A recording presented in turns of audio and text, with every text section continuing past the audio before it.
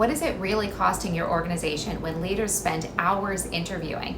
And what if the interview and hiring process is not buttoned up and instead filled with time-wasting distractions? Research shows that distractions add up, taking the brain anywhere from 8 to 25 minutes to fully regain our focus and work back up to that momentum that we were at when we get pulled away by a distraction. And if the hiring process is not buttoned up and it's filled with distractions, just imagine how much time your leadership team is actually wasting rather than investing in an effective, efficient interview process.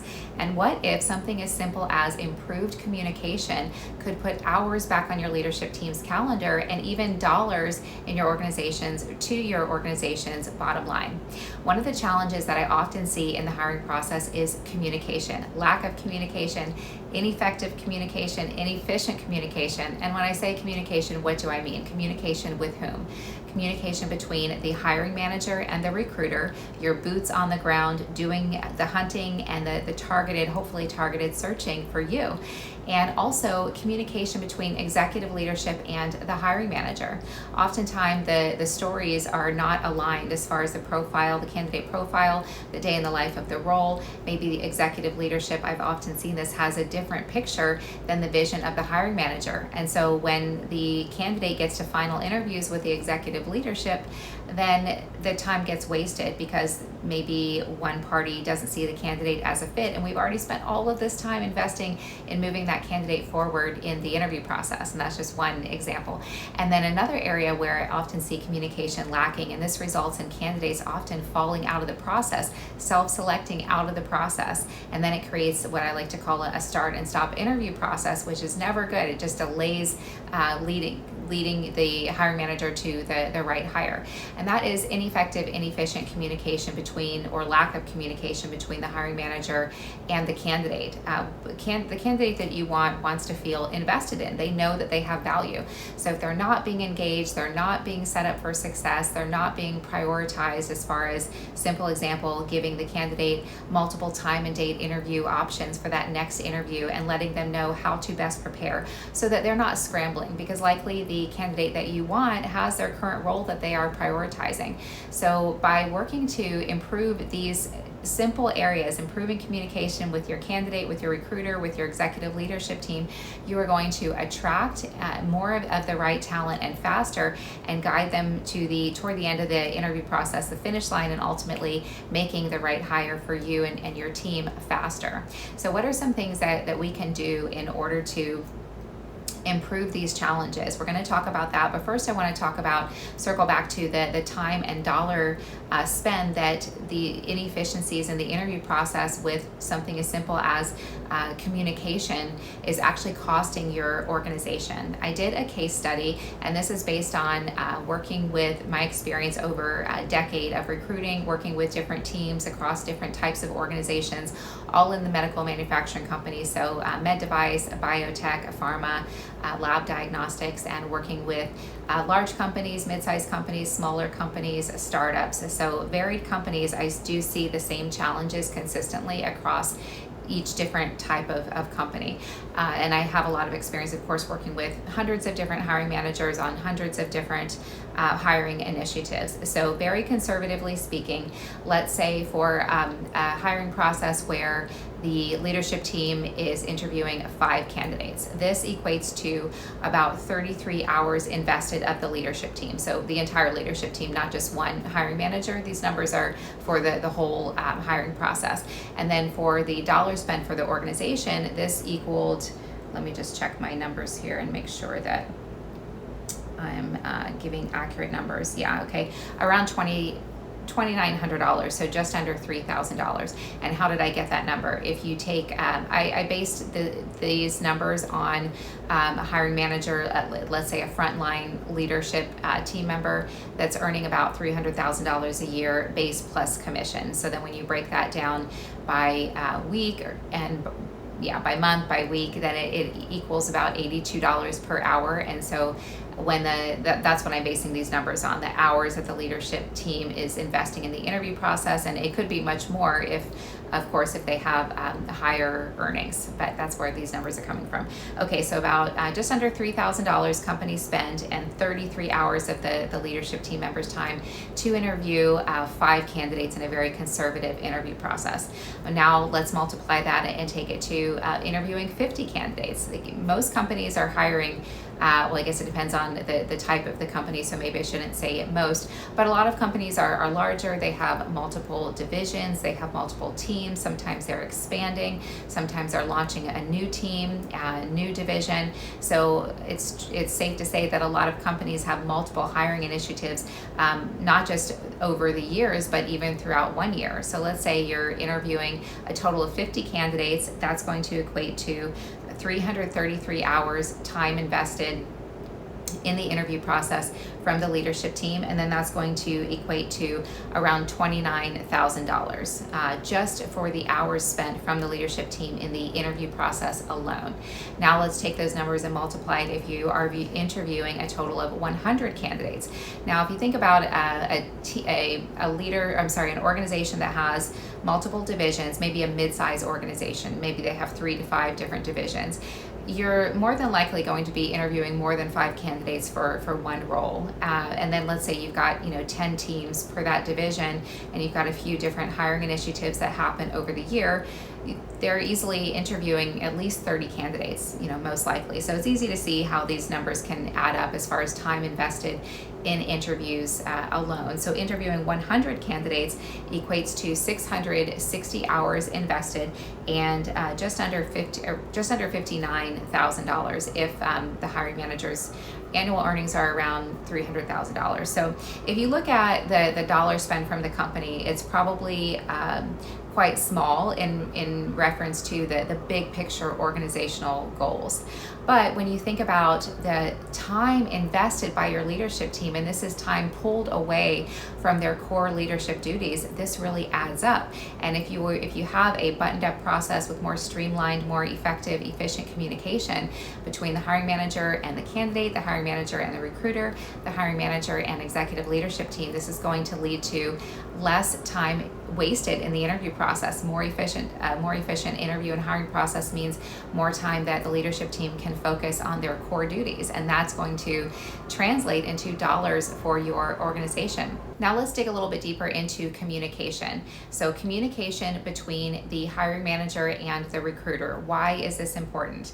Remember, your recruiter, they are the one that you are entrusting to do your searching for you. They are the boots on the ground hunting for the very specific, hopefully, target that it is you are looking for. And I say hopefully specific because if we think about it, it's much easier to see or to hit a target that we can actually see. I have had conversations with hiring managers in the past where always a red flag will go up for me when a hiring manager says, "I'm wide open."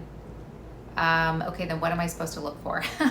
If you don't know what you want, how are we supposed to know what we want? So that's actually another example of lack of communication there. But you can have, so sometimes, yes, I've worked on hiring initiatives where I do have that direct communication with the hiring manager. Maybe they even get on the phone with me to have a 20 or 30-minute conversation when it's my first time recruiting for that company or that role. And that's important to have, to give your recruiter at least 15 to 30 minutes on the front end of their search. But then you want to be very specific. You want to know the candidate profile, have your ideal, if this is what my perfect candidate looks like if they check every single box. That's what you want to give your recruiter. And then you want to have a couple of other potential profiles so that we can go a little bit outside the box if we need, understanding that sometimes we check some of the boxes and not all. But if that conversation never happens, then your recruiter eventually, yes, we can do our research on the company and our research, our industry knowledge, but eventually we have to just kind of hit the ground and learn as we go. Well, this is going to naturally create delays in the process versus if the hiring manager says, this is exactly what I want. These are even some candidate backgrounds that you can pull from, or some companies that I generally like to see candidates from. But if so sometimes you can have that conversation, but if all of those details aren't there, then we're at a disadvantage. And if your recruiter is at a disadvantage, you are at a disadvantage, because we're going to be spending time with the wrong candidates on the phone. Whereas if we had that ideal perfect candidate that you want front and center, then we can conduct a much more honed in targeted search. So have that clear, consistent communication with your recruiter. Consistent meaning, yes, at the top of your search, but then also throughout. You want to give them feedback on candidates throughout the process so that they know what's going on and they can adjust as needed. And then the second area, also sometimes there's no communication between the hiring manager and the recruiter. Maybe the hiring manager is working with their internal recruiting team, and the company's process is to just have the recruiter look at the job board and the job description and go from there. Trust me, there are so many, and as a hiring manager, there are so many nuances to your role, your specific territory, if it's an outside sales role, where you're going to need something a little bit different. And also, I think that since kids, we understand things better and we are more motivated, rather, the better that we understand things. So if we have unclear gray areas in our mind, this is also a distraction. It slows us down. We're a little less focused. So give that feedback to your recruiter ongoing throughout the process, so that one, you're building that relationship and they're going to work harder for you, but also they can tighten up their search and make some shifts as needed. And also the profile can even adapt as we go throughout the process, depending on who's in the mix, right? So we can tend to be a little bit more open if we don't have many or any of the candidates that check every single box. But whereas if we have some candidates that check every single box, well, those candidates that check some but not all are not going to be prioritized. This is valuable information that you want to communicate to your recruiter, and taking that time to communicate is going to save you time later from getting the wrong candidates on your calendar, because the recruiter has the information that you have. So now let's look at communication between executive leadership and the hiring manager. And I've seen this happen a lot, where the profile, what the executive leadership team thinks that the day in the life of this role, and therefore what the candidate profile looks like, is somehow different from what the regional director is envisioning. And this causes challenges. So maybe the executive leadership team is open to X type of profile, and so the recruiter is looking for X type of profile, but then the hiring manager will say, no, this is not what I'm looking for because of X, Y, Z. So you see, these kinds of confusion can just slow down the process. They can confuse what the recruiter is looking for, and it can lead to more time wasted with the wrong interviews, or moving the wrong candidate too far along in the process, because maybe frontline leadership thinks that they're a fit, but the executive leadership team does not. Okay, so it can end up wasting a lot of time, not just from the hiring manager, but there are other leadership team members that are involved in the process, and sometimes even the regional director's team of individual contributors is also helping in the process, taking time out of their day to interview and speak with candidates. So a lot of time invested in the interview process, and just by making some simple tweaks, by improving communication, we can make that time an investment, and it'll be time invested wisely is going to translate to less time wasted, and less time overall in the process. And then the third area is communication that I mentioned, is communication with candidates. So remember, the candidate that you want, they want to feel invested in. They know that they have value. And a lot of times the candidate that we want is happy and doing well in their current role, so they're not looking. But then they get engaged because maybe they're open and there's something about your opportunity that interests them. Well, now their wheels are turning. Now they're starting to get curious. Now they're becoming more open to other opportunities. So now maybe they start looking, and then they get engaged in some other interview processes, or they could have been looking, from the start. If a quality candidate that knows their value, if they're not getting attention and updates and feeling invested in and being treated the way that you would like to be treated, that they would like to be treated, they're more likely to disengage and then self-select out of the process.